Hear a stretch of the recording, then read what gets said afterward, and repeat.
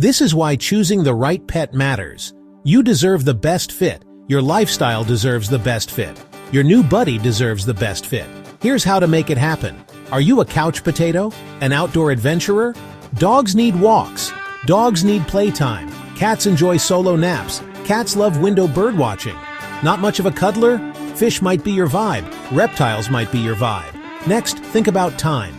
Puppies are super cute. Kittens are super cute, but also super needy. Older pets are often calmer and may know the rules. Got a busy schedule? Hamsters are low maintenance. Bettas are low maintenance. Space matters too. Small apartment? A Great Dane probably isn't your best bet. Birds could be perfect. Small dogs could be perfect. Guinea pigs could be perfect.